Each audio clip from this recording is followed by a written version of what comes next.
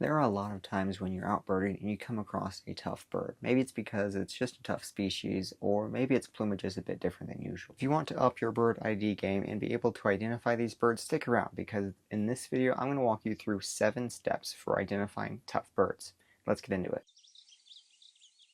Identifying birds is one of the most exciting and sometimes frustrating parts of birding.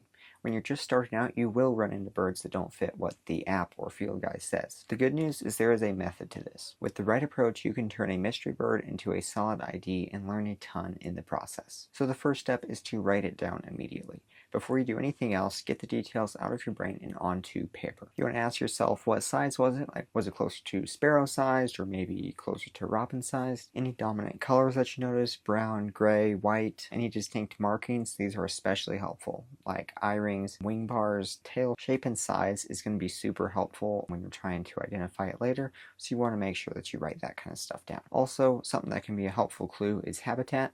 Whether it's in a forest, marsh, backyard, bird feeder, and also like if you saw it in the forest, like what part of the forest was it in? Black burning warblers like to hang up really high up in the trees, but the magnolia warbler, it is rarely ever found there. Step 2 is to get a photo or recording, even if it's a bad one.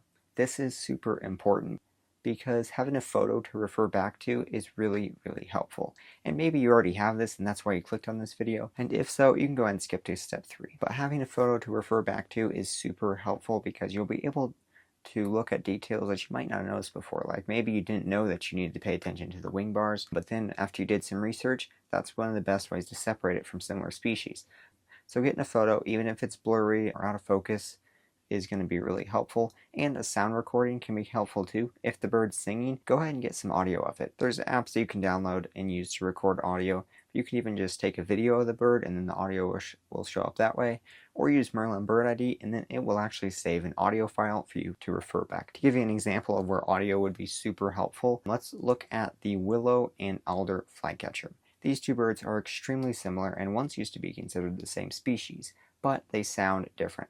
The alder flycatcher has a completely different song than the willow flycatcher, and I actually saw a willow flycatcher a couple years ago, and as soon as I knew I had a flycatcher, I wanted to record it because really with all flycatchers, audio is one of the best ways to separate it. So I got some audio recording of it, and I'm really glad I did because getting a picture of it would have been pretty useless because they look nearly identical, and even if you had the bird in your hand and you are a master bird bander, you might not even be able to tell the difference just because they are that similar looking. So getting audio can be very helpful and is sometimes overlooked. Step 3 is to check Merlin.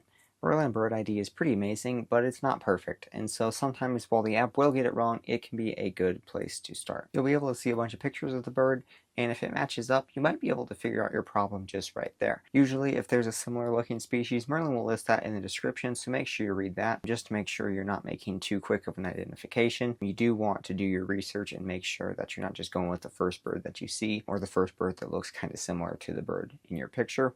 Then there are some limitations to Merlin, like it doesn't usually have pictures of birds that are molting. Sometimes you might not even be looking at the right birds because the bird that you found is outside of its normal range. And if this video is helping you so far, go and tap that like button as it lets me know to make more of these videos and helps other beginner birders just like you find this channel. Also, if you want more videos for beginner birders, go and tap subscribe because that is what this channel is all about. Now, let's keep going. Step 4 is to compare in a field guide. You can grab a physical field guide like the Sibley's, which is what I use. When you're using a field guide, there's going to be a lot of different options, and some of them look pretty similar. So you want to just take your time, and if something looks wrong, you don't have to necessarily make that species go out of the question, because if you're stuck with an ID, there could be something wrong with the bird, and maybe its feathers didn't grow right, or it doesn't have the proper color, so you do want to keep that in mind when you're trying to identify that bird. Also, something that's really helpful is just to eliminate possibilities, especially in a field guide where there's a bunch of possibilities all right next to each other. You want to get some birds checked off and that you know that it's not this species. A good way to do that is to look at whether or not like the bird has an eye ring, wing bars, tail shape, just overall shape, certain colors. The main idea here is to eliminate some species and make it easier on yourself. Step 5 is to use eBird. So once you've gone through Merlin and a field guide, you should have a pretty good idea of what species it is. If not, you can move on to step 6. But if you got a decent idea on what you think it is, go ahead and go to eBird, go to the Explore tab, and then click on the Photos and Sounds. And here what we're going to do is we're going to put in a species and then we're going to search for photos. We can see a bunch of photos of this bird. A lot of the photos of this bird are not in great quality, which is actually exactly what we're looking for. We're looking for birds that are not in perfect light, maybe have something wrong with them, and so that can make it a lot easier to find a match that way. And then also we can sort by juveniles. Some juveniles often look a lot different than the adults, and so that can be a really good way to identify your bird as well. Step 6 is to send it to me.